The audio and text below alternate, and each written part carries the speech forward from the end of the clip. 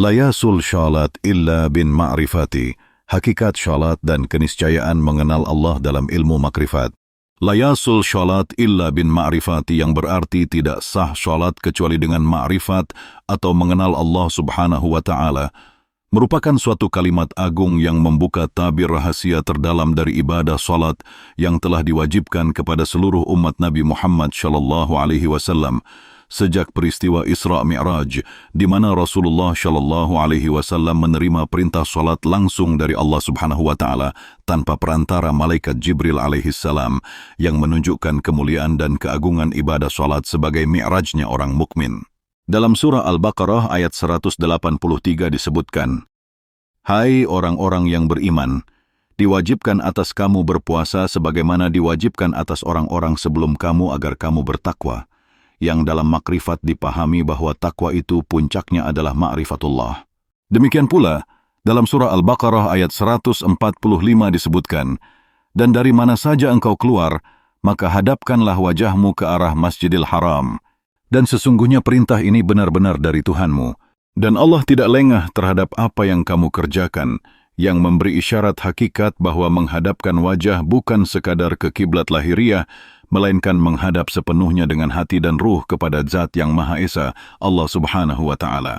Hakikat salat dalam ilmu makrifat bukan sekadar gerakan berdiri, ruku, sujud, dan duduk, melainkan sebuah perjalanan ruhani untuk menyaksikan Allah Subhanahu wa Ta'ala dengan hati, sebagaimana sabda Rasulullah Shallallahu Alaihi Wasallam dalam hadis riwayat Imam Muslim, "Engkau beribadah kepada Allah seakan-akan engkau melihatnya.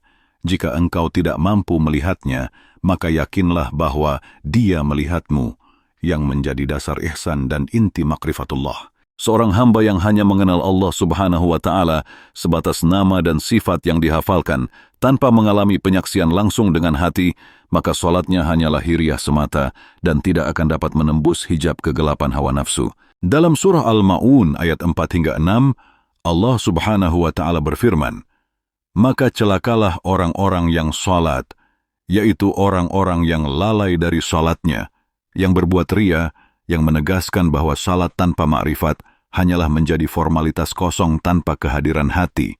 Makrifat adalah menyaksikan keesaan Allah Subhanahu wa Ta'ala dalam setiap denyut nadi, dalam setiap hembusan napas, dalam setiap gerak dan diam, hingga sirna segala sesuatu selain Dia. Salat tanpa makrifat seperti tubuh tanpa ruh, bagaikan burung yang kehilangan sayap, hanya menjadi ritual lahir yang hampa dan tak memberi kesan ruhani, tidak mendekatkan kepada Allah Subhanahu wa Ta'ala.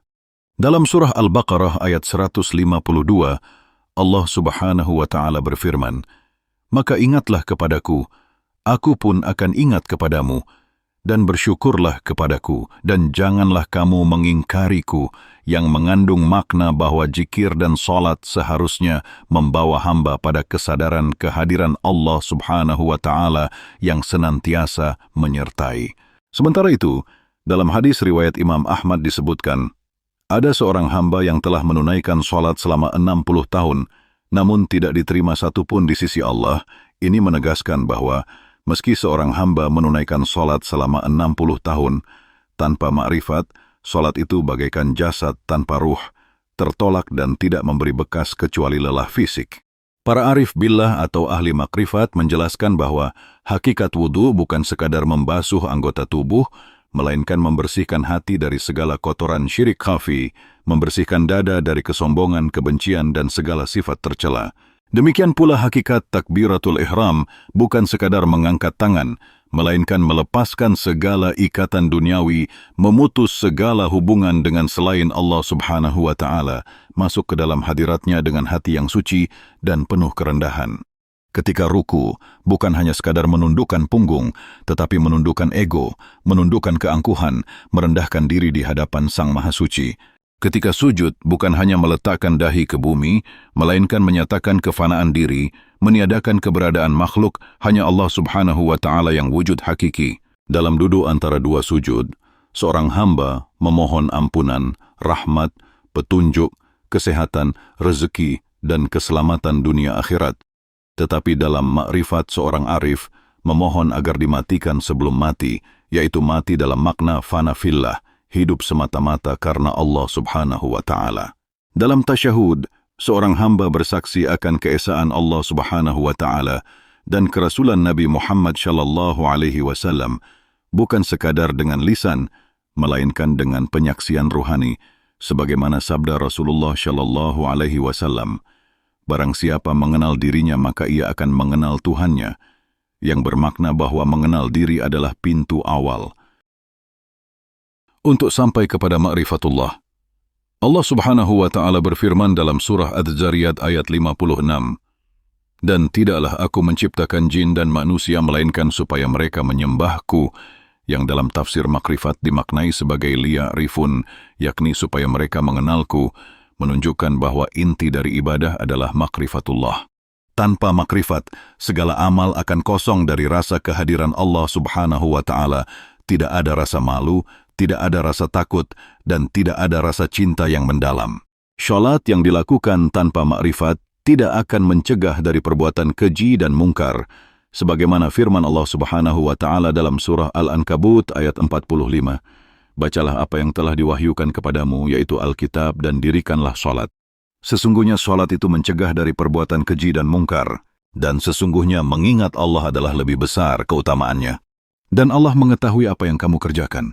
Dalam makrifat, syalat bukan sekadar membaca bacaan, melainkan mendengar suara Allah Subhanahu wa Ta'ala dalam diam, menyaksikan cahayanya yang memenuhi seluruh penjuru hati, merasakan kehadirannya yang tak terhingga.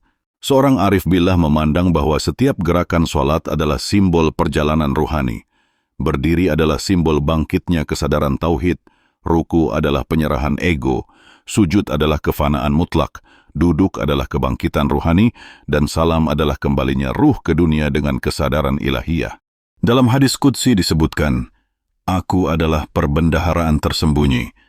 Aku ingin dikenal, maka aku ciptakan makhluk," yang menunjukkan bahwa tujuan penciptaan adalah supaya makhluk mengenal Allah Subhanahu wa Ta'ala. Jika seorang hamba sholat hanya demi gugur kewajiban, demi pujian manusia, demi rutinitas, maka sholat itu hanyalah gerakan lahir yang tidak membawa cahaya ke dalam jiwa. Bahkan Nabi Muhammad SAW bersabda dalam hadis riwayat Imam Thabrani, "Banyak orang yang berdiri dalam sholatnya, tetapi yang didapat hanya letih dan lapar," menegaskan pentingnya kehadiran hati dan makrifat dalam ibadah. Dalam surah Al-Fatihah ayat 5 disebutkan, "Hanya kepada Engkaulah kami menyembah, dan hanya kepada Engkaulah kami mohon pertolongan," yang menunjukkan keikhlasan total dalam ibadah. Ibadah yang dibarengi ma'rifatullah akan melahirkan mahabbah, cinta, khauf, takut, dan raja harap kepada Allah Subhanahu wa Ta'ala. Syalat yang demikian tidak akan terasa berat, melainkan menjadi taman kasih, tempat rindu, dan saat paling dinantikan oleh seorang hamba. Imam Al-Ghazali rahimahullah dalam Ihya Ulumiddin menjelaskan bahwa inti syalat adalah hadirnya hati, mengenal Allah Subhanahu wa Ta'ala dalam setiap bacaan dan gerakan sehingga tercapai makam khusyuk. Allah Subhanahu wa Ta'ala berfirman dalam surah Al-Mu'minun ayat 1 hingga 2, "Sesungguhnya beruntunglah orang-orang yang beriman, yaitu mereka yang khusyuk dalam salatnya, yang dalam makrifat dimaknai sebagai orang-orang yang fana dalam zat Allah Subhanahu wa Ta'ala. Maka la yasul salat illa bin ma'rifati." Bukan sekadar kalimat, melainkan hakikat yang harus diwujudkan, karena dengan ma'rifatullah, seorang hamba dapat menyaksikan Allah Subhanahu wa Ta'ala dalam salat, menghilangkan hijab diri, menafikan segala selain Allah Subhanahu wa Ta'ala, dan hanya Dia yang disembah dalam kesadaran murni. Sesungguhnya tiada yang layak disembah selain Allah Subhanahu wa Ta'ala, tiada yang wujud hakiki kecuali Allah Subhanahu wa Ta'ala, tiada daya dan upaya melainkan dengan izin Allah Subhanahu wa Ta'ala. Syalat menjadi titik temu antara makhluk dengan Khaliknya, jalan pulang bagi ruh yang rindu kepada asalnya, sebagaimana disebut dalam hadis Nabi Muhammad sallallahu alaihi wasallam, syalat adalah cahaya, dan dalam makrifat, cahaya itu adalah Nur Muhammad, cahaya pertama yang diciptakan Allah Subhanahu wa Ta'ala, yang menjadi rahasia segala wujud. Dengan demikian, tidak sah salat seseorang kecuali dengan mengenal Allah Subhanahu wa Ta'ala, sebagaimana telah diungkap oleh para wali Allah, para guru mursyid yang bersanad, dan para ahli hakikat. Semoga kita senantiasa diberi taufik untuk menyelami lautan ma'rifat, Merasakan kehadiran Allah Subhanahu wa Ta'ala dalam setiap hela napas, dalam setiap detak jantung, sehingga setiap sujud menjadi saksi kefanaan kita, dan setiap salam menjadi ikrar hidup untuk Allah Subhanahu wa Ta'ala semata, menuju puncak ma'rifatullah yang menjadi tujuan hakiki setiap insan yang rindu bertemu dengan Sang Maha Kekasih. Dan sesungguhnya siapa yang telah mengenal Allah Subhanahu wa Ta'ala dengan sebenar-benarnya ma'rifat, maka salatnya akan menjadi taman keabadian, tempat bertemunya dua cinta, yaitu cinta hamba yang penuh kerinduan dan cinta Allah Subhanahu wa Ta'ala yang penuh rahmat dan kasih sayang.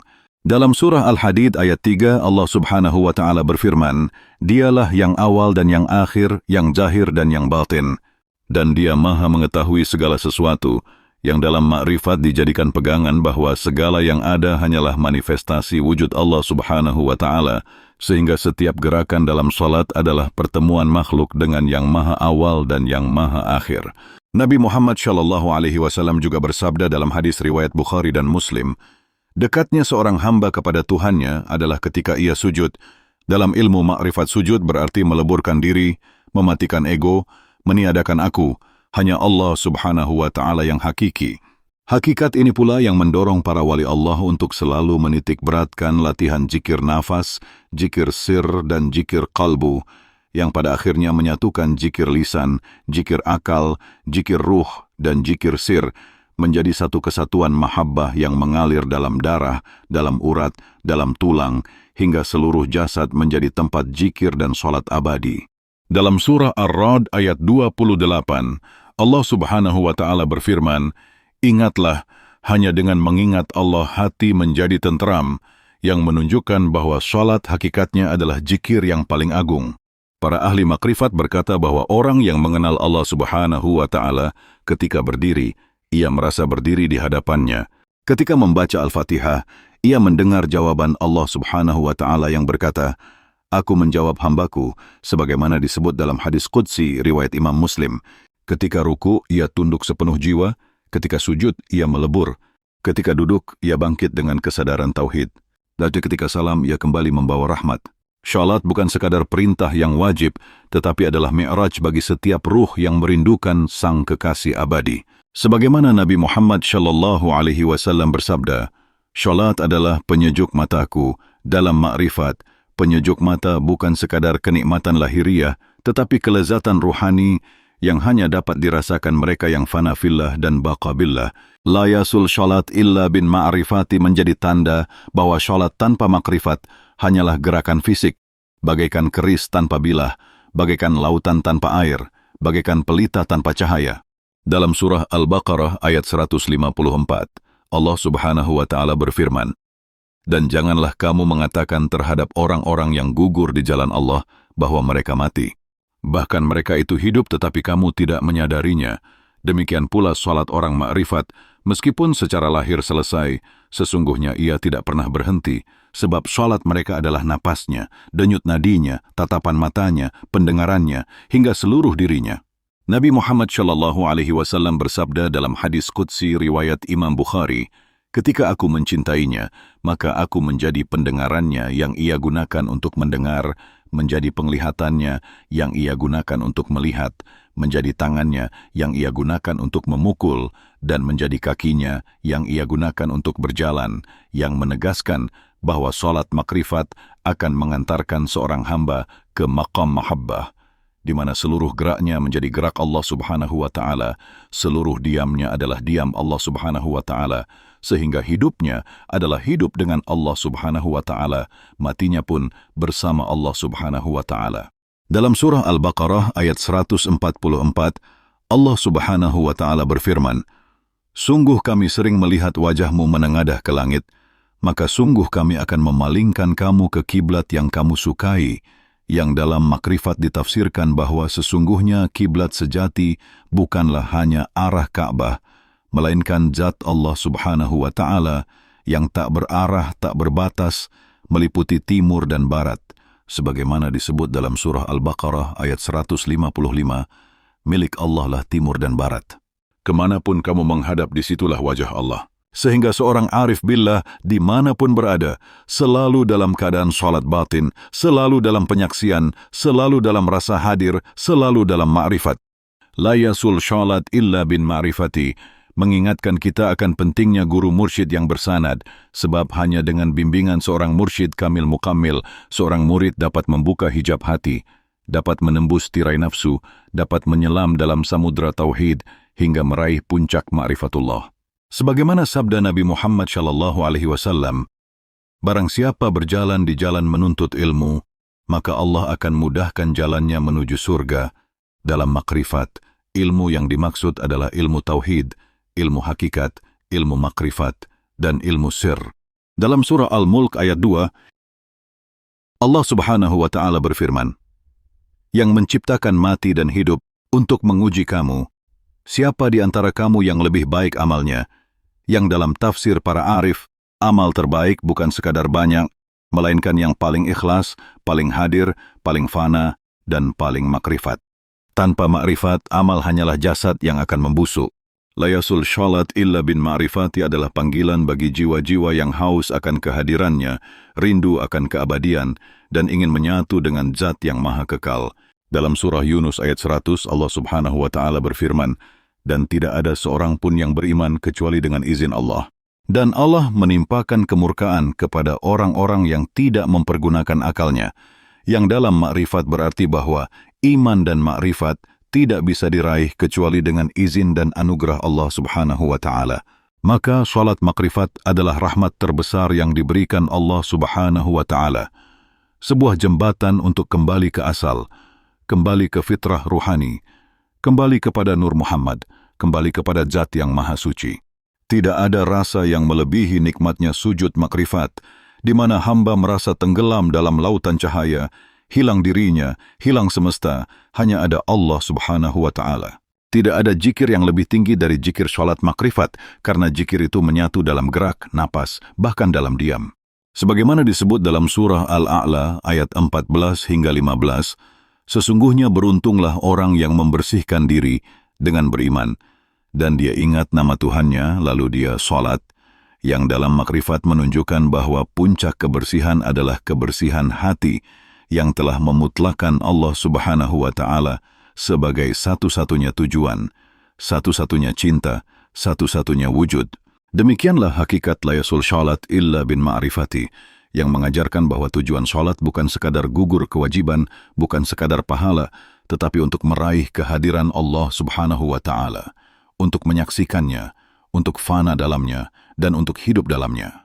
Barang siapa yang telah mencapai hakikat ini, maka setiap geraknya adalah sholat, setiap diamnya adalah zikir, setiap tidurnya adalah ibadah, setiap napasnya adalah tasbih. Maka wajar jika para arif berkata, sholatku adalah hidupku, hidupku adalah sholatku, sebab mereka telah melebur dalam zat yang maha hidup, zat yang maha qayyum. Inilah rahasia terdalam dari sholat, rahasia terdalam dari Islam, rahasia terdalam dari keberadaan manusia, yang tidak akan dapat dipahami kecuali oleh hati yang telah tercerahkan, hati yang telah kosong dari segala selain Allah Subhanahu wa Ta'ala, hati yang telah menyaksikan bahwa segala sesuatu hanyalah bayangan, hanya Allah Subhanahu wa Ta'ala yang nyata. Dan barang siapa yang mengenal Allah Subhanahu wa Ta'ala, maka ia akan hidup dalam ketenangan, mati dalam kerinduan, dibangkitkan dalam kebahagiaan abadi. Semoga Allah Subhanahu wa Ta'ala mengaruniakan kita cahaya makrifat, membimbing kita dengan kasih-Nya, membuka hijab hati kita, menghidupkan solat kita dengan rasa hadir, mempertemukan kita dengan para guru mursyid yang kamil mukamil, hingga kita dapat melaksanakan solat yang sah di sisinya, solat yang penuh cinta, solat yang menjadi jembatan pulang menuju samudra keabadian, dan pada akhirnya menjadi solat yang hakiki. Sholat yang tidak pernah putus, sholat yang tidak mengenal awal dan akhir, sholat yang menjadi wujud rahasia, laisa kamitslihi syai'un, tiada sesuatu pun yang serupa dengannya, dan wahuwa ma'akum aina ma kuntum, dan dia bersama kamu di mana saja kamu berada. Dan sesungguhnya apabila seorang hamba telah benar-benar memahami makna layasul sholat, illa bin ma'rifati, maka setiap gerakannya bukan lagi sekadar ritual, melainkan tarian ruhani yang penuh dengan getaran cinta. Setiap rukunya adalah tunduk mutlak di hadapan keagungan Allah Subhanahu wa Ta'ala. Setiap sujudnya adalah tenggelam dalam samudra kasih-Nya. Setiap salamnya adalah pengembalian diri kepada semesta dengan membawa rahmat. Para ahli hakikat berkata bahwa sholat makrifat adalah sholat yang dilakukan dengan rasa malu yang paling dalam. Sebab seorang arif menyadari betapa lemahnya dirinya, betapa kotor jiwanya, dan betapa sempurnanya Allah Subhanahu wa Ta'ala. Dalam surah Asy-Syura ayat 11, Allah Subhanahu wa Ta'ala berfirman, "Tidak ada sesuatu pun yang serupa dengan Dia, dan Dia Maha mendengar lagi Maha melihat," yang dalam ilmu makrifat dijadikan fondasi untuk meniadakan segala bayangan, memutlakkan hanya Allah Subhanahu wa Ta'ala dalam kesadaran murni. Sebagaimana Rasulullah Shallallahu Alaihi Wasallam bersabda, "Tidak sempurna iman seseorang hingga Allah dan Rasul-Nya lebih Dia cintai daripada segala sesuatu. Demikian pula salat tidak akan sah jika cinta kepada Allah Subhanahu wa Ta'ala belum menempati puncak rasa, jika makrifat belum menyalakan pelita di dalam dada." Para mursyid hakiki menuntun muridnya untuk tidak hanya menghafal bacaan salat, tetapi merasakan setiap huruf sebagai getaran cinta, setiap ayat sebagai panggilan ilahi, setiap tasbih sebagai nafas jiwa yang memohon ampunan. Dalam surah Al-Ahzab ayat 41, Allah Subhanahu wa Ta'ala berfirman, "Hai orang-orang yang beriman, berzikirlah kamu kepada Allah dengan zikir yang sebanyak-banyaknya," yang dalam hakikat salat berarti zikir tanpa putus, zikir yang tidak sekadar di lisan, tetapi zikir yang mengalir di dalam darah, zikir yang menari dalam detak jantung, zikir yang menyatu dalam denyut nadi, hingga seorang hamba tidak lagi dapat memisahkan dirinya dari Allah Subhanahu wa Ta'ala. Nabi Muhammad Shallallahu Alaihi Wasallam bersabda, "Siapa yang mengenal dirinya, maka ia mengenal Tuhannya," yang dalam makrifat mengajarkan bahwa jalan untuk mengenal Allah Subhanahu wa Ta'ala adalah dengan menembus rahasia diri, menyingkap lapisan ego, menghancurkan segala hijab, hingga terlihat wujud sejati yang tiada lain adalah cermin bagi cahaya Allah Subhanahu wa Ta'ala. Dalam sujud makrifat, seorang hamba tidak lagi merasakan bumi tempat ia meletakkan dahinya, tidak lagi mendengar suara dunia, tidak lagi memikirkan apapun selain Allah Subhanahu wa Ta'ala. Saat itu ia fana, ia hilang, ia sirna, dan hanya ada Dia yang maha abadi. Syalat yang demikian tidak dapat dilakukan tanpa makrifat, sebab makrifat adalah cahaya yang menuntun hati untuk sampai pada maqam fana. Kemudian dilanjutkan dengan baqa, yaitu tetap dalam kehadiran Allah Subhanahu wa Ta'ala meski telah kembali beraktivitas di dunia. La yasul syalat illa bin ma'rifati juga mengajarkan bahwa setiap takbiratul ihram adalah deklarasi bahwa tiada yang agung selain Allah Subhanahu wa Ta'ala. Setiap Al-Fatihah adalah percakapan intim antara hamba dengan Tuhan. Setiap tasyahud adalah kesaksian murni yang lahir dari hati yang telah hancur oleh cintanya. Dalam surah Al-Fatih ayat 4, Allah Subhanahu wa Ta'ala berfirman, "Dialah yang telah menurunkan ketenangan ke dalam hati orang-orang mukmin, supaya keimanan mereka bertambah di samping keimanan mereka yang telah ada," yang menunjukkan bahwa ketenangan dalam salat adalah buah dari makrifat yang mendalam. Para wali Allah seperti Syekh Abdul Qadir Al-Jailani, Syekh Abu Yazid Al-Bustami, dan Imam Al-Ghazali semuanya menekankan bahwa tanpa makrifat, ibadah hanyalah ritual kering seperti jasad tanpa ruh, seperti pohon tanpa buah. Maka makrifat bukanlah pilihan tambahan, melainkan inti dari segala ibadah, termasuk salat. Seorang hamba yang telah makrifat akan memandang bahwa setiap sujudnya adalah kesempatan untuk mati sebelum mati.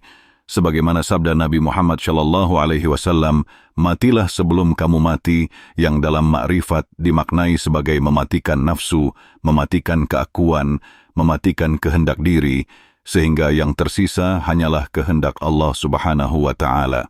Maka dari itu, la yasul syalat illa bin ma'rifati adalah puncak kesadaran yang membimbing seorang hamba agar tidak terjebak dalam sekedar hukum zahir, tetapi naik ke makam hakikat, lalu sampai pada makrifat, dan akhirnya mencapai hakikatul haq, yaitu hakikat tertinggi penyaksian langsung. Syalat yang demikian tidak lagi terikat waktu dan tempat, sebab ia telah menyatu dengan ruh. Nabi Muhammad Shallallahu Alaihi Wasallam bersabda, "Syalatlah kamu sebagaimana kamu melihat aku salat," yang dalam makrifat tidak hanya bermakna mengikuti gerakan lahiriah, tetapi juga menyerap kesadaran beliau, merasakan cinta beliau kepada Allah Subhanahu wa Ta'ala, dan meniru totalitas penyerahan diri beliau.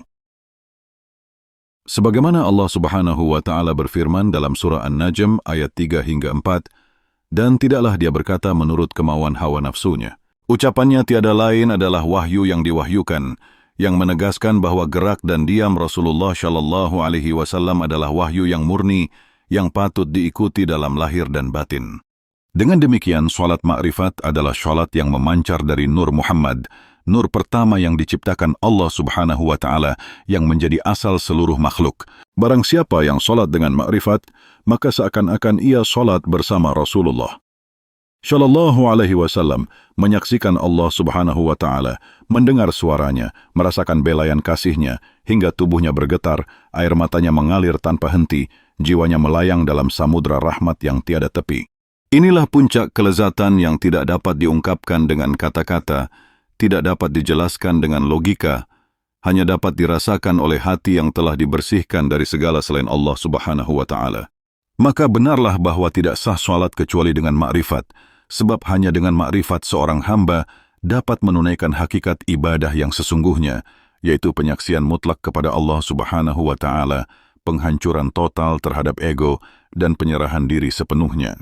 Semoga Allah Subhanahu wa Ta'ala memberi kita taufik dan hidayah, membuka mata batin kita, menyinari hati kita dengan nurnya, memakaikan kepada kita jubah mahabbah, mendidik kita dengan tarbiyah ruhaniyah yang lembut, menuntun kita menuju maqam ma'rifat, dan akhirnya mengangkat kita kepada hakikatul haq, sehingga setiap salat yang kita lakukan bukan lagi sekadar rutinitas, tetapi mi'raj ruhani yang mengantarkan kita ke puncak penyaksian, fana fillah, baqa billah, hingga pada akhirnya kita kembali kepadanya dengan hati yang tenang, jiwa yang ridha, dan cinta yang sempurna. Dan sesungguhnya setelah mencapai maqam makrifat dalam salat, seorang hamba akan menemukan bahwa segala sesuatu yang selama ini dipandang terpisah, ternyata semuanya adalah manifestasi dari keesaan Allah Subhanahu wa Ta'ala.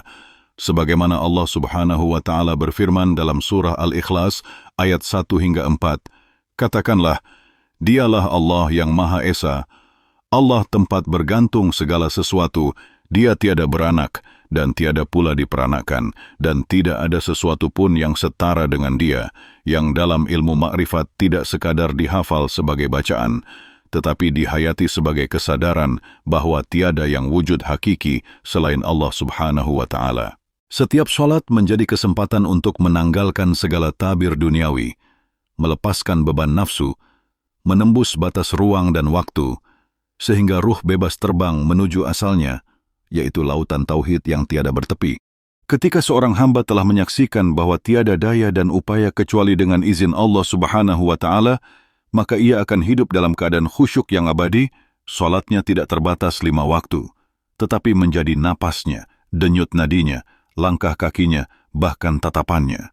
Nabi Muhammad Shallallahu Alaihi Wasallam bersabda dalam hadis riwayat Imam Muslim, dunia adalah penjara bagi orang mukmin dan surga bagi orang kafir, yang dalam makrifat diartikan bahwa dunia menjadi penjara bagi hati yang merindukan pertemuan dengan Allah Subhanahu wa Ta'ala, sehingga salat makrifat adalah jalan pembebasan dari penjara dunia, membawa ruh untuk berjumpa dengan Sang Kekasih.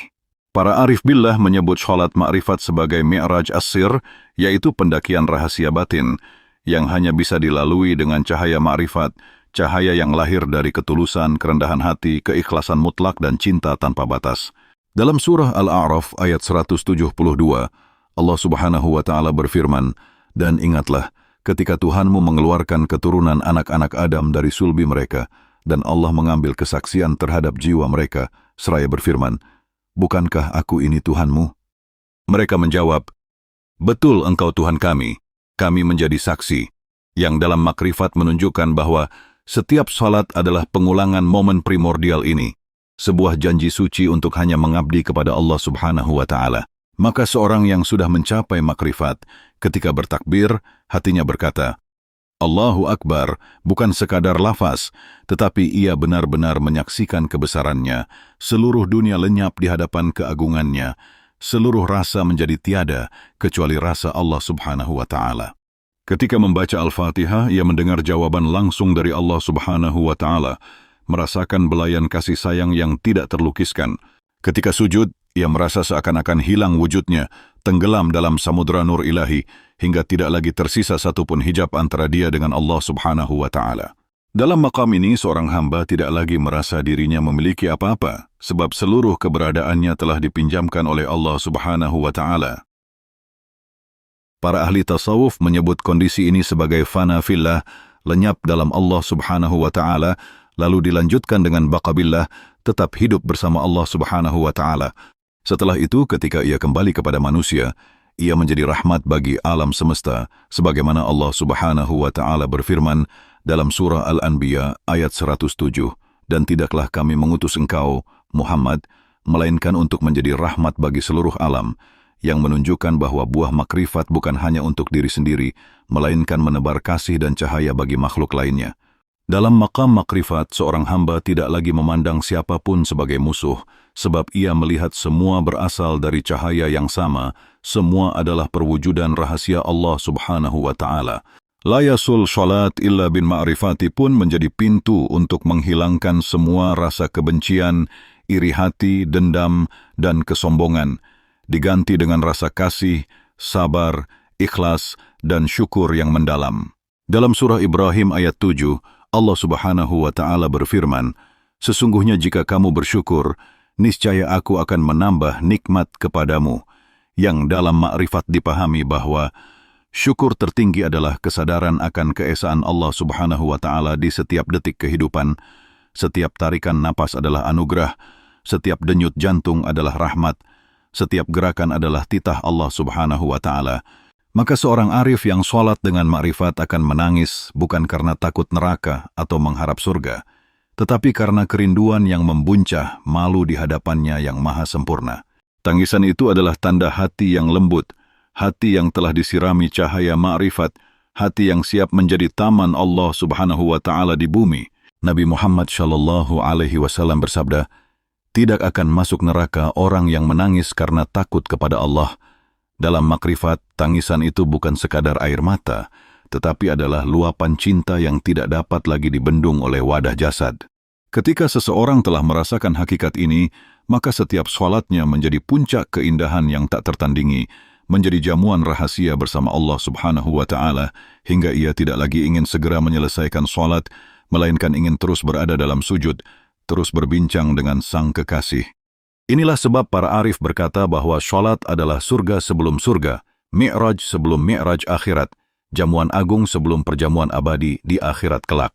Layasul sholat illa bin ma'rifati mengajarkan bahwa tanpa mengenal Allah Subhanahu wa Ta'ala, sholat hanyalah gerakan hampa yang tidak akan membuahkan kelezatan ruhani, tidak akan mendatangkan ketenangan batin, tidak akan menghapus noda hati.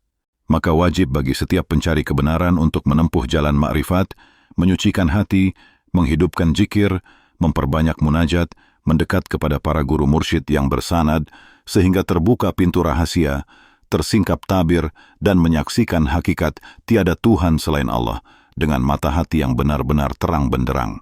Pada akhirnya, syalat yang dilakukan dengan makrifat adalah wujud pengabdian tertinggi, tanda cinta yang tiada akhir, penyerahan mutlak yang membuahkan kedamaian total.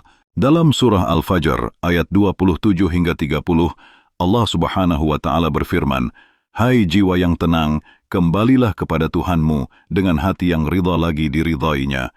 Maka masuklah ke dalam jamaah hamba-hambaku, dan masuklah ke dalam surgaku," yang dalam makrifat dipahami bahwa puncak salat adalah kembali kepada Allah Subhanahu wa Ta'ala dengan jiwa yang damai, penuh kerinduan, penuh kepasrahan.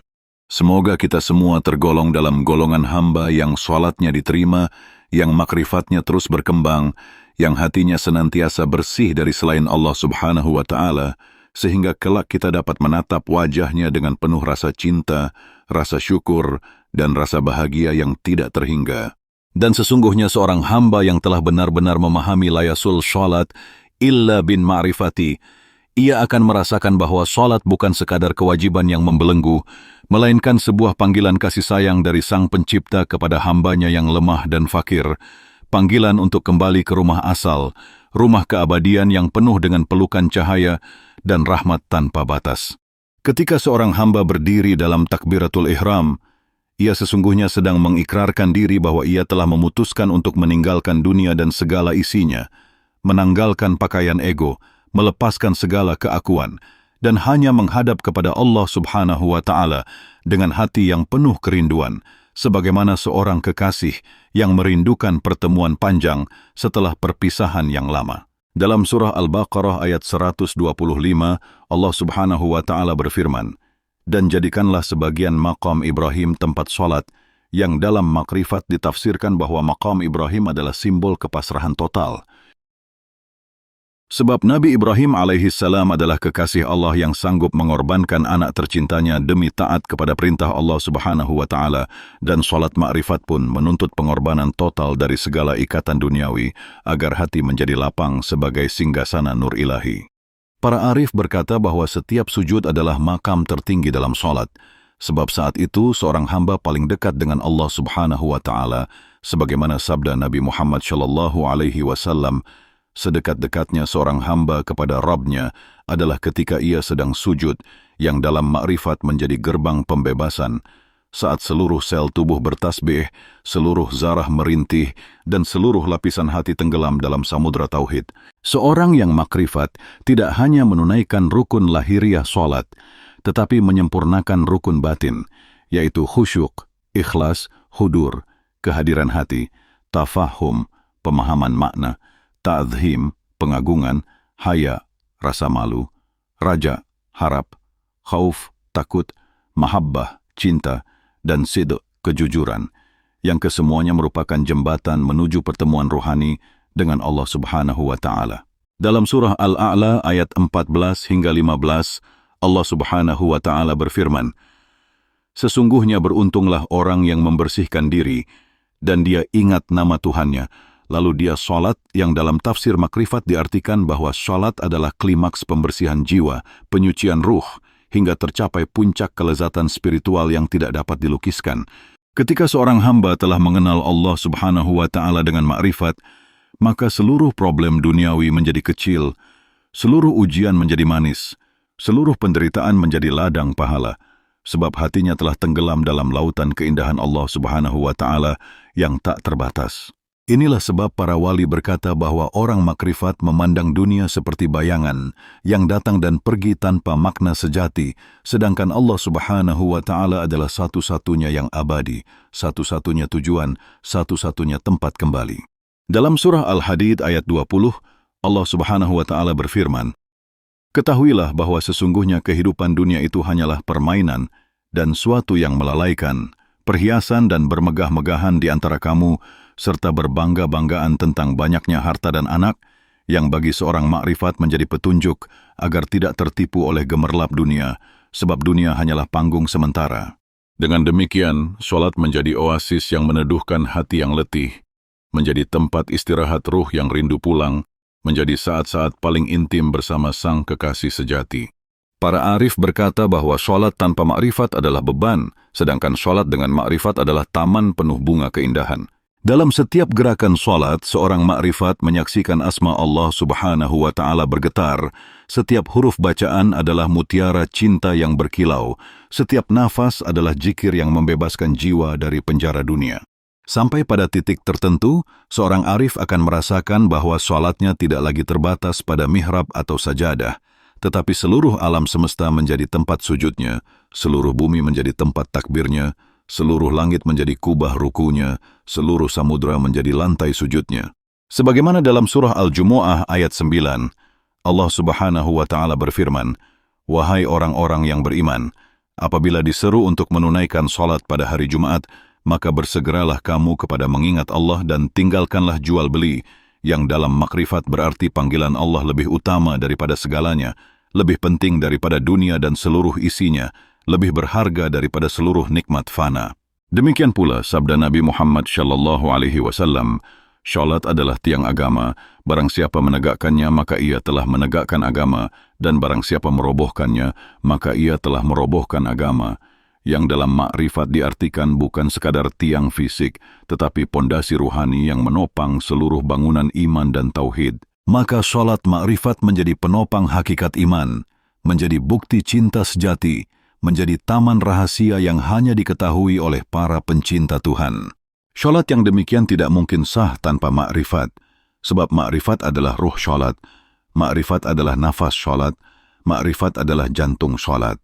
Tanpa makrifat, syalat bagaikan tubuh tanpa nyawa, bagaikan pohon kering yang tidak akan pernah berbuah, sehingga la yasul syalat illa bin ma'rifati bukan sekadar ucapan, tetapi sebuah keniscayaan yang harus dihidupkan, diamalkan, dan dihayati hingga meresap ke sumsum jiwa.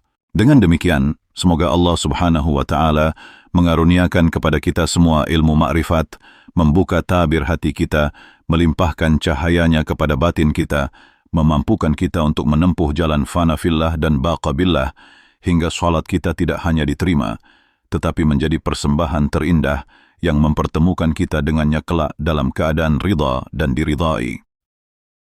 Dan sesungguhnya tatkala seorang hamba telah mencapai kesempurnaan makrifat dalam salatnya, maka ia akan merasakan bahwa setiap denyut nadi adalah tasbih, setiap tarikan napas adalah tahmid, setiap detak jantung adalah takbir, dan setiap gerakan tubuhnya adalah tahlil yang berbisik lembut kepada Sang Kekasih sejati, Allah Subhanahu wa Ta'ala. Dalam keadaan demikian, seorang arif tidak lagi tergoda untuk mencari pujian makhluk, tidak lagi terhijab oleh keindahan dunia yang fana, sebab seluruh alam semesta hanyalah cermin dari kebesarannya, hanya sebagai bayangan yang tiada hakikat, sementara yang hakiki hanyalah Allah Subhanahu wa Ta'ala yang maha ada. Dalam surah An-Nur ayat 35, Allah Subhanahu wa Ta'ala berfirman, Allah adalah cahaya langit dan bumi. Perumpamaan cahayanya adalah seperti sebuah lubang yang tak tembus, yang di dalamnya ada pelita besar, yang dalam tafsir makrifat diartikan bahwa setiap makhluk adalah pancaran cahayanya, dan hakikat salat adalah kembali menyatu dengan sumber cahaya itu, sehingga tercapai penyaksian murni yang membuat seorang hamba merasa luluh, hancur, dan larut dalam samudra keabadian. Para wali Allah berkata bahwa makrifat adalah ilmu yang diperoleh bukan hanya dari membaca kitab, tetapi dari melebur diri, mengosongkan hati, menghancurkan ego, hingga Allah Subhanahu wa Ta'ala sendiri yang mengajarkan langsung ke dalam lubuk hati. Maka dalam sholat, seorang makrifat akan mendengar suaranya dalam diam, melihat keagungannya dalam sunyi, merasakan kelembutannya dalam sepi, dan menemukan kehadirannya dalam setiap denyut kehidupan. Dalam surah Qaf ayat 16, Allah Subhanahu wa Ta'ala berfirman, "Dan sesungguhnya kami telah menciptakan manusia dan mengetahui apa yang dibisikkan oleh hatinya, dan kami lebih dekat kepadanya daripada urat lehernya," yang dalam makrifat menjadi dasar bahwa tidak ada jarak antara hamba dengan Allah Subhanahu wa Ta'ala, kecuali hijab nafsu dan keakuan yang harus dibersihkan melalui salat makrifat.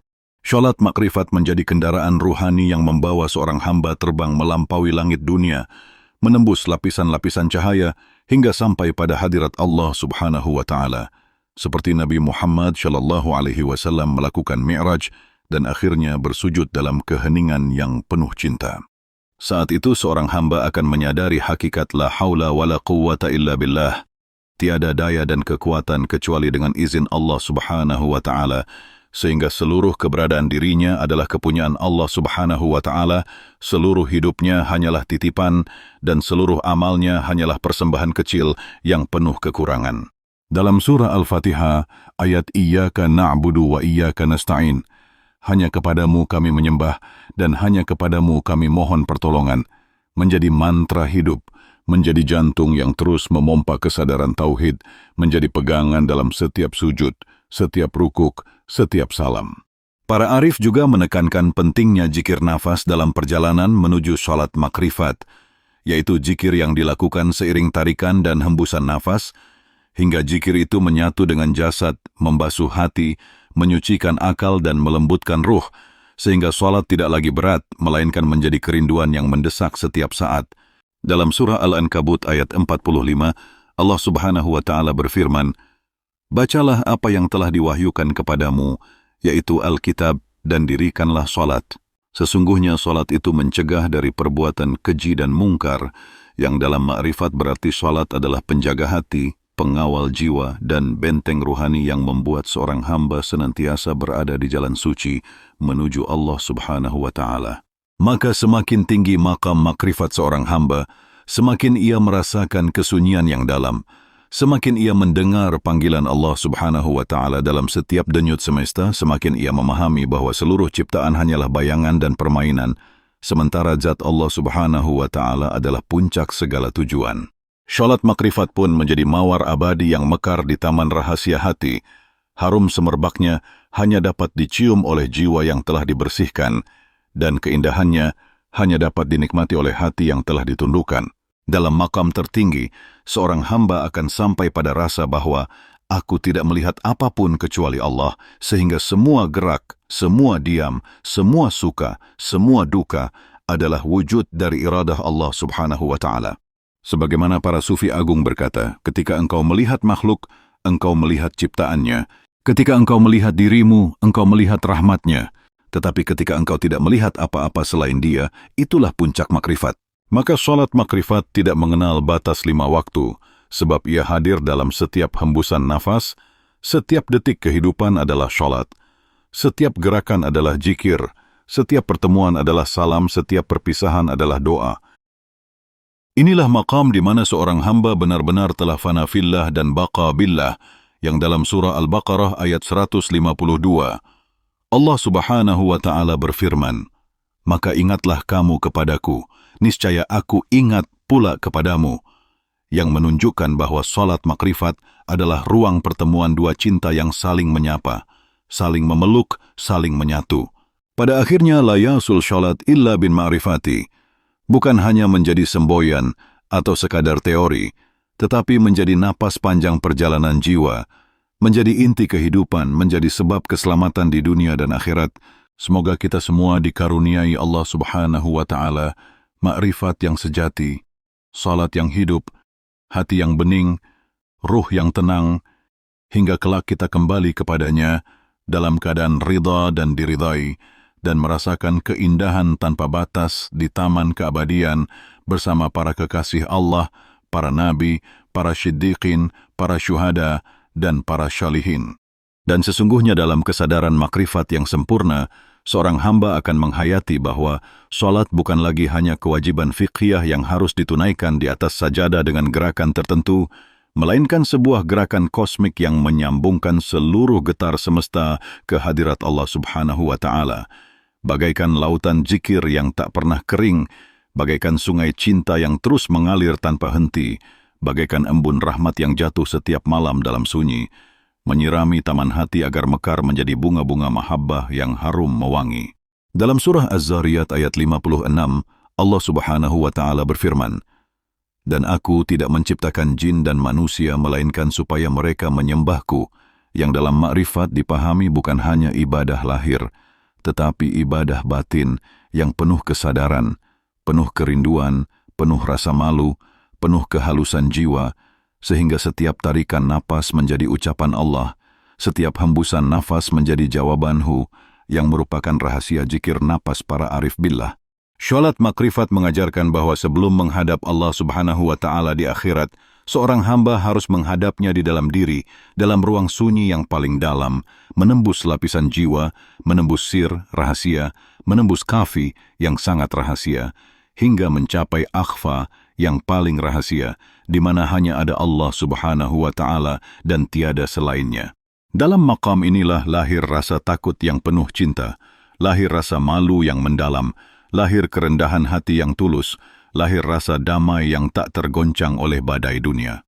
Para wali Allah berkata bahwa makrifat adalah warisan Nabi Muhammad SAW yang diwariskan kepada para pewaris rohaninya, para mursyid kamil mukammil yang bersambung sanad hingga Rasulullah SAW, sehingga seorang salik yang ingin meraih makrifat harus duduk di hadapan guru yang hidup, menundukkan ego, mengosongkan akal, dan membiarkan cahaya Allah Subhanahu wa Ta'ala meresap ke dalam hatinya. Dalam surah An-Nisa ayat 65, Allah Subhanahu wa Ta'ala berfirman, "Maka demi Tuhanmu, mereka pada hakikatnya tidak beriman hingga mereka menjadikan engkau, Muhammad, hakim dalam perkara yang mereka perselisihkan.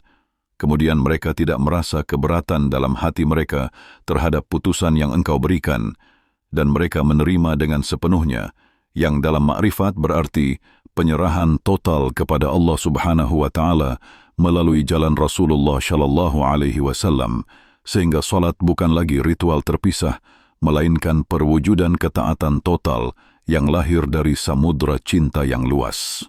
Maka seorang yang benar-benar makrifat dalam salat akan merasakan getaran kasih Allah Subhanahu wa Ta'ala dalam setiap rakaat, merasakan pelukan sayangnya dalam setiap rukuk, merasakan ciuman rahmatnya dalam setiap sujud, merasakan senyumannya dalam setiap salam. Inilah yang disebut oleh para ahli hakikat sebagai syalatul wujud, salat yang memancarkan cahaya keberadaan, salat yang membuat seorang hamba lenyap dalam keindahan zat yang maha suci. Dalam maqam tertinggi, seorang hamba tidak lagi merasakan jarak antara dirinya dan Allah Subhanahu wa Ta'ala, tidak lagi memandang dirinya sebagai hamba biasa, tetapi sebagai cermin yang memantulkan cahaya ilahi, hingga seluruh perilaku, tutur kata, dan pikirannya menjadi manifestasi rahmat Allah Subhanahu wa Ta'ala. Dalam surah Al-Ma'idah ayat 54, Allah Subhanahu wa Ta'ala berfirman, Allah akan mendatangkan suatu kaum yang Allah mencintai mereka, dan mereka pun mencintainya, yang menjadi janji bagi para arif yang salatnya penuh dengan makrifat, yang hatinya hanya berisi satu nama, yaitu Allah Subhanahu wa Ta'ala, yang siangnya menjadi puasa menahan diri dari selain Allah, yang malamnya menjadi sujud panjang dalam keheningan suci. Maka pada saat itu seorang makrifat akan memahami sabda Nabi Muhammad sallallahu alaihi wasallam, sembahlah Allah seakan-akan engkau melihatnya, dan jika engkau tidak mampu melihatnya, maka yakinlah bahwa dia melihatmu. Tidak hanya sebagai anjuran moral, tetapi sebagai pengalaman langsung yang menyala di dalam dada, yang membakar seluruh debu keraguan, yang memadamkan seluruh api syahwat, yang menerangi seluruh lorong gelap hawa nafsu, hingga hati menjadi cermin bening yang hanya memantulkan wajah sang kekasih. Demikianlah hakikat layasul sholat illa bin ma'rifati, yang menuntut seorang hamba untuk mengenal Allah Subhanahu wa Ta'ala sebelum mendirikan sholat, agar sholat itu menjadi kendaraan ruhani yang membawa jiwa mendaki ke puncak penyaksian, agar setiap rakaat menjadi tangga menuju keabadian, agar setiap sujud menjadi pintu masuk ke taman rahasia, agar setiap salam menjadi undangan pulang ke pangkuannya yang penuh damai.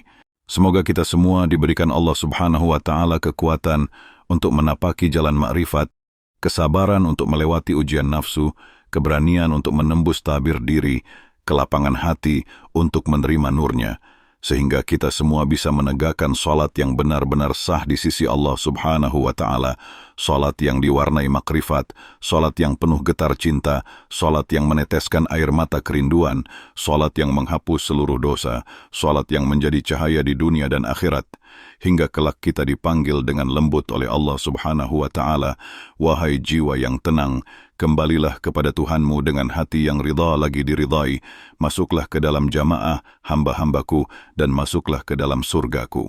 Dan sesungguhnya dalam perjalanan makrifat, setelah seorang hamba memahami dan meresapi makna layasul sholat illa bin ma'rifati, maka ia akan dibimbing secara perlahan-lahan menuju tahapan ruhani yang agung dan penuh misteri, yaitu fana dan baqa, yang menjadi mahkota para pecinta sejati Allah Subhanahu wa Ta'ala, sebagai buah dari salat yang penuh makrifat, sebagai puncak tertinggi dalam suluk jiwa. Fana secara bahasa berarti lenyap, sirna, tiada, dan dalam terminologi makrifat diartikan sebagai lenyapnya perasaan ego, musnahnya rasa aku, sirnanya kesadaran diri yang terpisah dari Allah Subhanahu wa Ta'ala, sehingga seorang hamba tidak lagi melihat dirinya sebagai makhluk independen, tetapi hanya sebagai cermin yang memantulkan cahaya zat yang maha mutlak. Tahapan fana dimulai ketika seorang salik, pejalan ruhani, dengan penuh kesungguhan menempuh jalan takhalli, mengosongkan diri dari sifat-sifat tercela, diikuti tahalli, menghiasi diri dengan sifat-sifat terpuji, lalu berlanjut ke tahap tajalli, tersingkapnya nur Allah Subhanahu wa Ta'ala di dalam hati, hingga akhirnya mencapai fana, di mana seluruh hijab batin terbakar oleh api cinta, seluruh tirai nafsu terkoyak oleh cahaya tauhid, dan seluruh rasa selain Allah Subhanahu wa Ta'ala punah. Dalam surah Al-Baqarah ayat 152, Allah Subhanahu wa Ta'ala berfirman, "Ingatlah kepadaku, niscaya aku ingat kepadamu," yang dalam makrifat menunjukkan bahwa ketika seorang hamba larut dalam zikir yang benar, ia akan diingat dan disambut langsung oleh Allah Subhanahu wa Ta'ala, hingga kesadaran dirinya larut dalam zat yang maha abadi. Para arif billah menggambarkan fana sebagai mati sebelum mati, maut qoblal maut, sebagaimana sabda Nabi Muhammad SAW, matilah sebelum kamu mati, yang mengandung rahasia bahwa seorang hamba harus mematikan nafsunya, mematikan rasa memiliki, mematikan kehendak diri, hingga yang tersisa hanya kehendak Allah Subhanahu wa Ta'ala. Dalam keadaan fana, seorang hamba tidak lagi mampu merasakan keberadaan dirinya sendiri. Segala kehendak dan rencana menjadi tiada, seluruh tujuan selain Allah Subhanahu wa Ta'ala menguap, dan seluruh cinta dunia tercabut dari akarnya. Namun perjalanan fana tidak berhenti di situ, sebab setelah fana, seorang salik akan dibangkitkan kembali ke dalam baqa, yaitu tetap hidup bersama Allah Subhanahu wa Ta'ala, hidup dalam kesadaran tauhid yang murni, menjalani tugas di dunia sebagai manifestasi rahmat Allah Subhanahu wa Ta'ala. Baqa adalah kondisi di mana seorang hamba tetap berada di bumi, tetap bergaul dengan manusia, tetap makan, minum, berumah tangga, berdagang, tetapi hatinya sepenuhnya terpaut kepada Allah Subhanahu wa Ta'ala. Pikirannya hanya memikirkan Allah Subhanahu wa Ta'ala, pandangannya hanya melihat Allah Subhanahu wa Ta'ala, tindakannya hanya sebagai perpanjangan tangan kasih-Nya. Dalam surah Al-Ankabut ayat 69, Allah Subhanahu wa Ta'ala berfirman, "Dan orang-orang yang berjihad untuk mencari keridhaan, kami benar-benar akan kami tunjukkan kepada mereka jalan-jalan kami," yang dalam makrifat diartikan bahwa setelah fana, Allah Subhanahu wa Ta'ala sendiri yang akan menuntun, memimpin, dan membimbing hambanya di jalan baqa.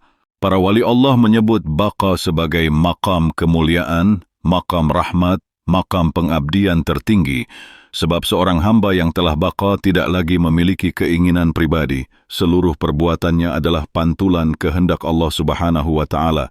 Seluruh amalnya adalah amanah ilahi. Seluruh langkahnya adalah laku tauhid yang murni.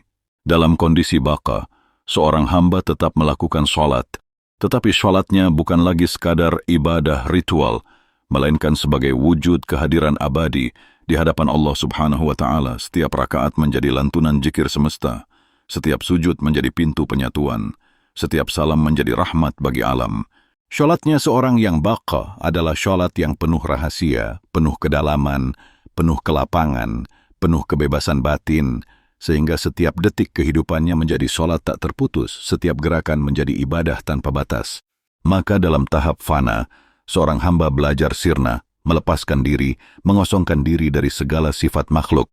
Sedangkan dalam tahap baqa, ia belajar hadir kembali, hidup di dunia sebagai cahaya Allah Subhanahu wa Ta'ala, sebagai saksi kasih-Nya, sebagai bukti nyata keindahannya. Layasul syalat illa bin ma'rifati pun akhirnya mencapai kesempurnaan ketika seorang hamba berjalan dari syariat ke tarekat, dari tarekat ke hakikat, dari hakikat ke ma'rifat, lalu melebur dalam fana dan akhirnya hidup abadi dalam baqa.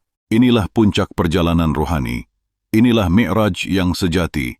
Inilah makna terdalam dari firman Allah Subhanahu wa Ta'ala dalam surah Al-Fajr ayat 27 hingga 30. Hai jiwa yang tenang, kembalilah kepada Tuhanmu dengan hati yang ridha lagi diridainya. Maka masuklah ke dalam jamaah hamba-hambaku dan masuklah ke dalam surgaku, yang menunjukkan bahwa surga sejati dimulai sejak di dunia, yaitu surga kehadiran, surga keridaan, surga penyaksian, surga cinta yang abadi. Semoga kita semua diberi Allah Subhanahu wa Ta'ala kekuatan untuk menempuh jalan fana dan baqa, dibimbing dengan penuh kelembutan oleh para guru mursyid yang bersanad suci, dituntun melewati malam-malam tangis panjang, diangkat melalui zikir sunyi yang menembus langit, disucikan dengan pancuran mahabbah, hingga kita semua dapat kembali kepada Allah Subhanahu wa Ta'ala dalam keadaan suci, tenang, bahagia, dan disambut di taman keabadiannya bersama para nabi, para syiddiqin, para syuhada, para syalihin, dan para kekasih Allah Subhanahu wa Ta'ala yang tiada henti berzikir. Dan sesungguhnya setelah seorang salik menapaki tahapan fana dan baqa, maka perjalanan makrifat tidak berhenti begitu saja, sebab setelah fana ia harus melanjutkan ke baqa. Dan setelah baqa ia harus menjalani suluk, perjalanan ruhani yang berkesinambungan, hingga seluruh denyut kehidupannya benar-benar menjadi ibadah murni, menjadi wujud kehadiran ilahi yang senantiasa memancarkan rahmat ke seluruh alam. Dalam suluk, para arif billah menekankan pentingnya zikir sebagai kunci utama yang membuka pintu makrifat, sebab zikir bukan sekadar lafaz yang diucapkan lidah, melainkan hembusan ruh yang lahir dari kejujuran batin, dari kerinduan terdalam kepada Allah Subhanahu wa Ta'ala.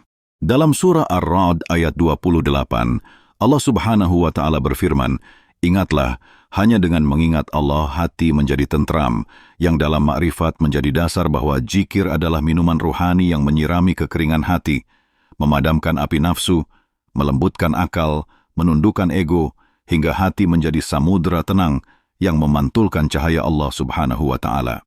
Para mursyid mengajarkan berbagai macam zikir, mulai dari zikir lisan, zikir hati, zikir khafi, hingga zikir nafas, di mana setiap tarikan nafas disertai lafaz Allah dan setiap hembusan nafas disertai hu, yang bila dilakukan dengan penuh kesadaran akan melarutkan diri dalam samudra tauhid.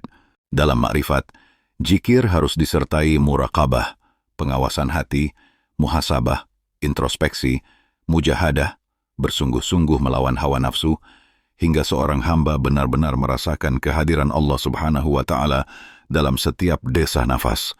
Maka seorang salik yang menjalani suluk harus membersihkan makanannya, memperbaiki akhlaknya, menjaga pandangan, menyucikan niat, meninggalkan ghibah, menjauhkan riya, memadamkan ujub, hingga hatinya jernih bagai telaga suci yang hanya memantulkan keindahan Allah Subhanahu wa Ta'ala.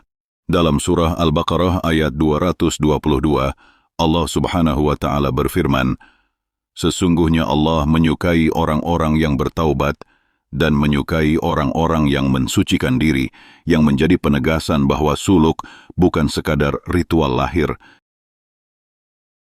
tetapi perjalanan penyucian batin secara menyeluruh agar layak menjadi wadah nur ilahi.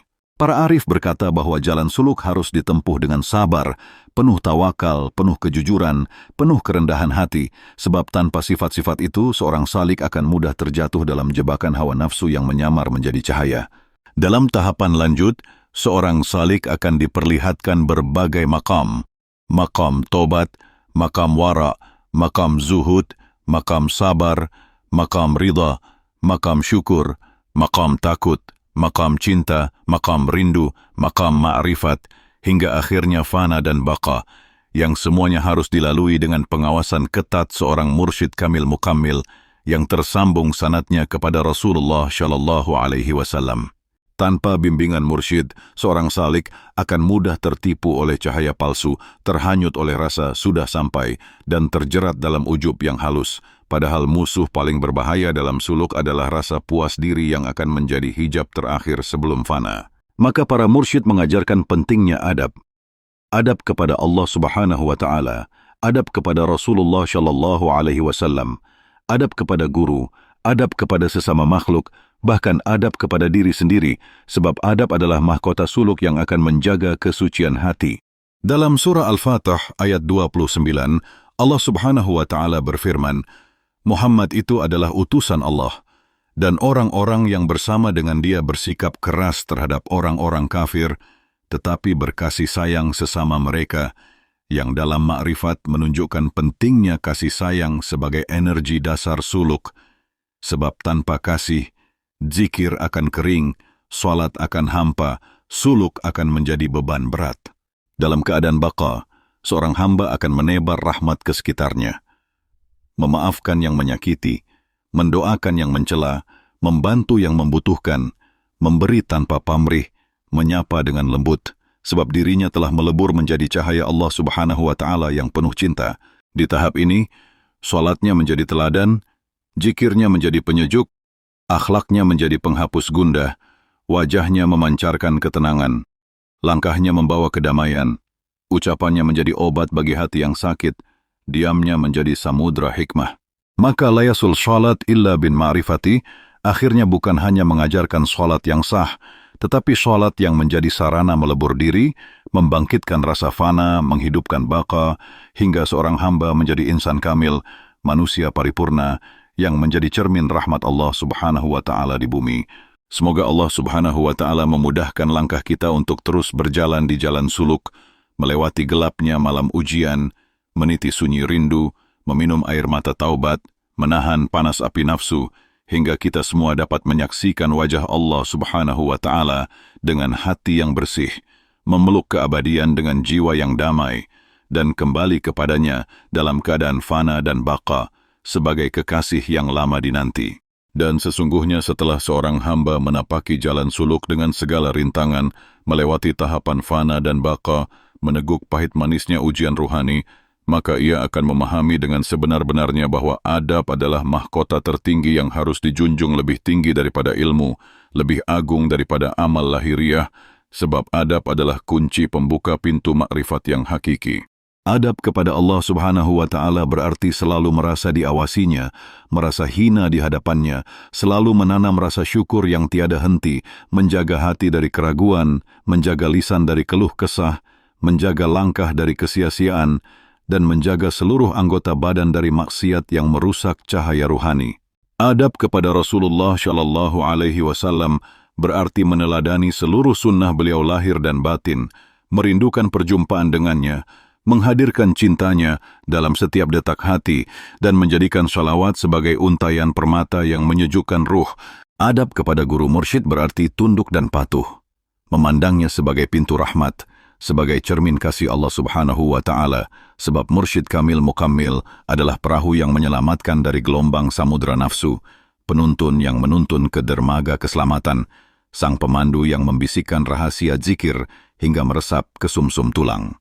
Dalam surah Al-Kahfi ayat 65, Allah Subhanahu wa Ta'ala menceritakan tentang pertemuan Nabi Musa alaihissalam dengan Khidir, lalu mereka bertemu dengan seorang hamba di antara hamba-hamba.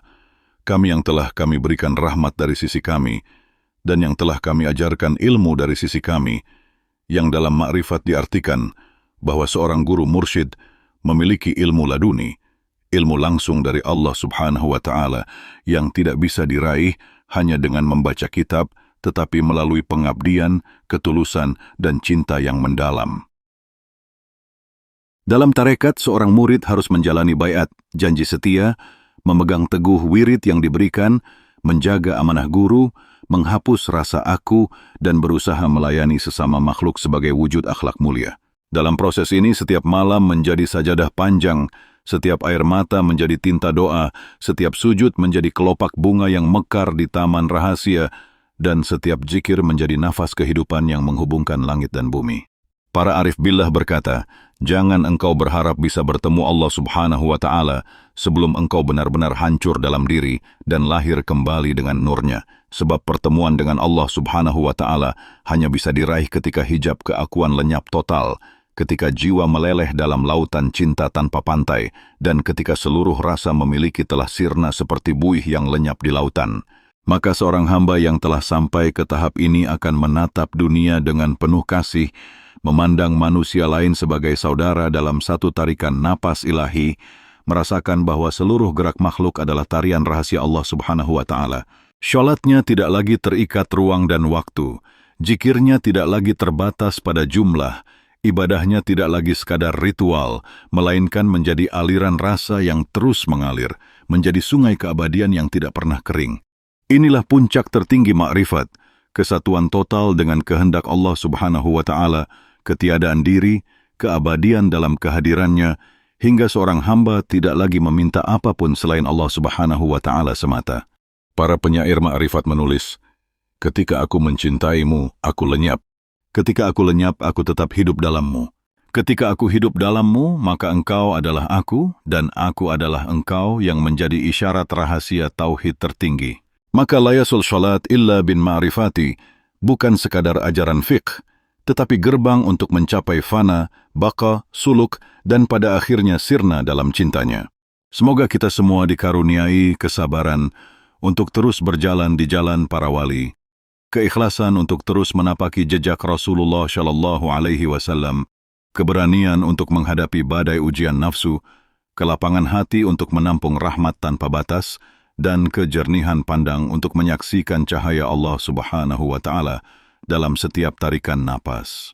Ya Allah, Ya Rahman, Ya Rahim, jadikanlah kami hamba-Mu yang senantiasa bersujud dalam diam, yang selalu merintih dalam sunyi, yang menangis dalam rindu, yang tenang dalam fana, yang abadi dalam baqa, yang berjalan di bumi membawa damai, yang wafat dalam senyum cinta, yang bangkit di yaumil mahsyar dalam pelukanmu, dan yang engkau panggil dengan lembut, wahai kekasihku, masuklah ke dalam surgaku yang abadi.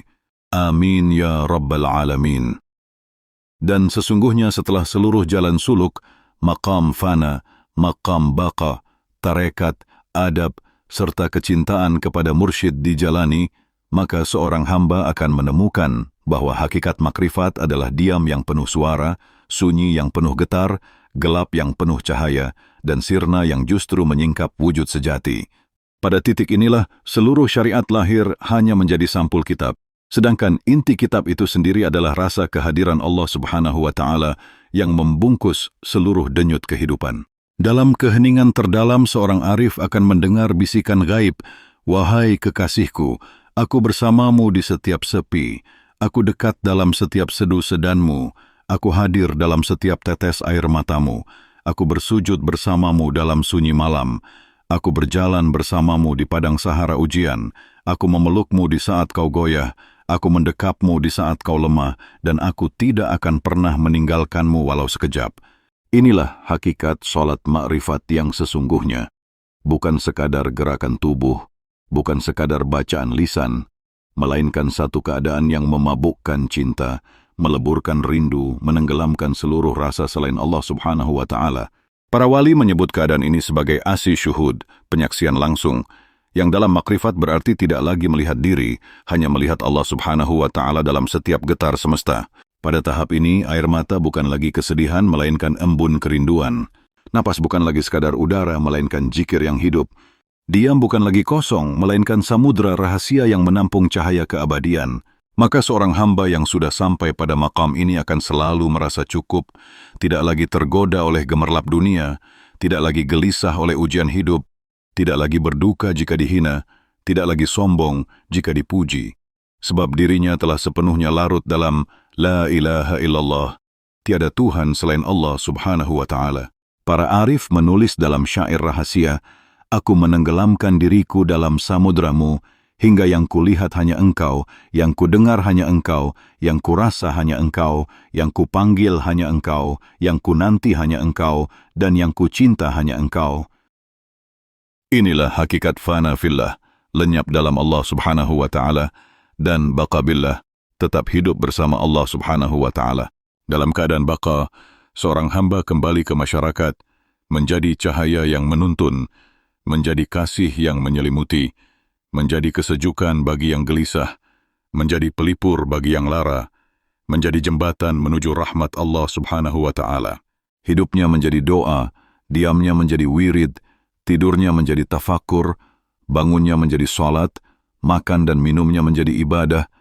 Seluruh geraknya adalah tahlil tak putus, seluruh diamnya adalah tasbih abadi. La yasul sholat illa bin ma'rifati pun pada akhirnya bukan hanya kalimat indah, melainkan napas panjang perjalanan ruh yang tak pernah usai, bahkan hingga alam barzakh. Semoga kita semua, wahai saudara sejiwa, diberikan kekuatan untuk meretas kabut nafsu, menembus gelap ego, meniti jembatan ma'rifat, mendaki gunung fana, menyeberangi lautan baqa, hingga akhirnya tiba di lembah cinta yang abadi. Ya Allah, Ya Rahman, Ya Nur, jadikanlah setiap sujud kami sebagai gerbang perjumpaan denganmu. Jadikanlah setiap zikir kami sebagai pelita hati yang menuntun ke jalanmu. Jadikanlah setiap tarikan nafas kami sebagai untaian permata yang memuliakan asmamu. Ya Allah, jika kau tidak ridha, maka jangan izinkan kami merasa cukup dengan amal yang penuh cacat ini. Jika kau belum memanggil kami, maka jangan biarkan kami terlena dengan tipuan dunia yang fana. Jika kau belum mengizinkan kami untuk bersatu dalam cintamu, maka sirnakan kami, leburkan kami, bakar kami dengan api rindumu, hingga hanya engkau yang tersisa. Wahai Tuhan yang maha mengetahui rahasia hati, kami tak punya daya, tak punya amal, tak punya kelebihan, kecuali kasih-Mu yang meliputi segala, kecuali cahayamu yang menyinari kegelapan kami, kecuali rahmat-Mu yang lebih luas daripada langit dan bumi. Ampuni kami, bimbing kami, tarik kami dalam pelukan-Mu, dan bangkitkan kami kelak dalam barisan para pecinta-Mu yang Engkau panggil, wahai jiwa yang tenang, kembalilah kepadaku. Ya Allah, kabulkan rintih ini, kabulkan harap ini, kabulkan cinta ini, dan jadikanlah tulisan panjang ini sebagai saksi di yaumil mahsyar bahwa kami pernah merindukanmu dengan segenap hati, pernah menangis untukmu di malam sunyi, pernah mendamba sujud di hadapanmu melebihi seluruh dunia dan isinya. Wallahu a'lam bishawab.